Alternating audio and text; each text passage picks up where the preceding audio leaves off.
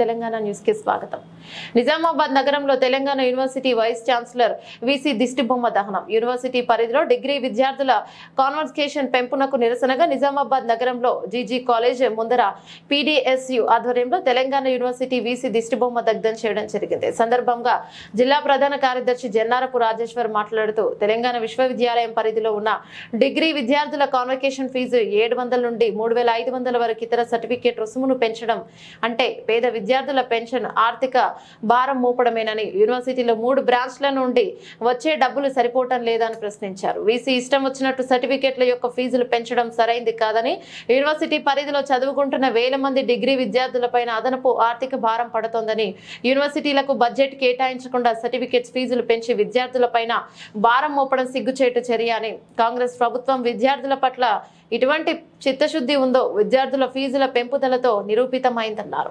పెంచిన సర్టిఫికేట్ ఫీజులను వెంటనే తగ్గించాలని డిమాండ్ చేశారు. కార్యక్రమంలో నిజామాబాద్ పీడీఎస్యు నగర నాయకులు వంశీసాయిరాం, కళ్యాణరాం, రాహుల్ రాజు, వరప్రసాద్, శ్రీకాంత్, మాధవ్ తదితరులు పాల్గొన్నారు.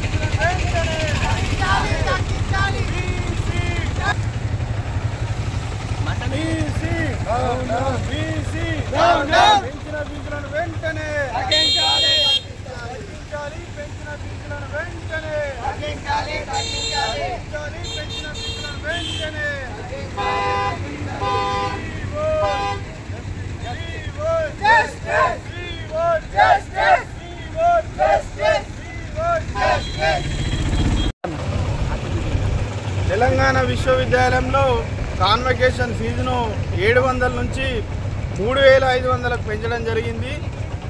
ఈరోజు విద్యా సంస్థలకు కానీ డిగ్రీ కళాశాలలకు యూనివర్సిటీలకు బడ్జెట్ కేటాయించకుండా కేవలము ఫీజుల పేరిట విద్యార్థులపైన మోపడం చాలా దుర్మార్గము.